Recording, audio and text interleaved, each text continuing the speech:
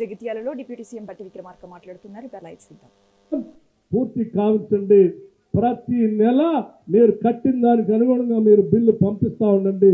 ఆ బిల్లులు రిలీజ్ చేసే బాధ్యత ఈ ప్రభుత్వానికి. పాఠశాల నిర్మాణం ఒక్కరోజు కూడా ఆగటానికి లేదు. ఇది ఈ మధ్య కాలంలోనే రాష్ట్రంలో ఉన్నటువంటి అన్ని జిల్లా కలెక్టర్లతో సమావేశం ఏర్పాటు చేసి వీడియో కాన్ఫరెన్స్ ద్వారా చాలా స్పష్టంగా చెప్పాం.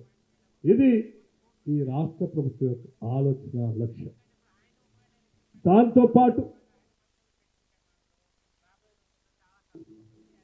అందరికీ తెలియదు కాదు, పేదవాడు ఉండటానికి పనికొచ్చేటువంటి ఒక ఇల్లు, ఒక గూడు లేక ఇబ్బంది పడతా ఉంటే ఆత్మగౌరవంతో బతికేటువంటి ఆ కుటుంబానికి అనేక సందర్భాల్లో ఆ రోజుల్లో ఉమ్మడి రాష్ట్రంలోనే ఇందిరమ్మ ఇల్లు ఇచ్చాం. ఈ గది ఒక్కటే సరిపోదు, బిడ్డ వస్తే ఏడబడుకుంటాడో, గొర్రె వస్తే ఏడగట్టిస్తాం, అది ఏడగట్టిస్తాం, ఇది ఏడగట్టిస్తాం, ఇది పనికి రాదు, పడుకుంటే కాళ్ళు బయటకుంటే డబల్ బెడ్రూమ్ ఇల్లు ఇస్తా అని చెప్పి మాయ చేసి మీ అందరూ భ్రమలు కల్పించి తీసుకుని వెళ్ళాడు తప్ప ఎక్కడ వాళ్ళకి పాప ఇల్లు కట్టించదు.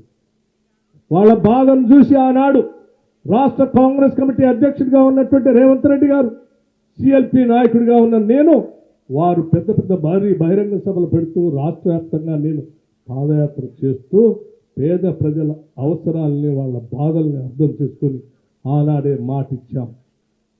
వచ్చేది ఇందిరమ్మ రాజ్యమే. రాగానే ఈ రాష్ట్రంలో అర్హత కలిగిన ప్రతి పేద కుటుంబానికి ఇందిరమ్మ ఇల్లు ఇస్తాం. ఒక్కొక్క ఇంటికి 5 లక్షల రూపాయలతో ఇల్లు శాంక్షన్ చేస్తామని చెప్పి మొదటి సంవత్సరమే 4,50,000 ఇళ్లని ఒక్కొక్క ఇంటిని 5 లక్షల రూపాయలతో ప్రతి శాసనసభ నియోజకవర్గంలో 3,500 ఇళ్లను శాంక్షన్ చేశాం.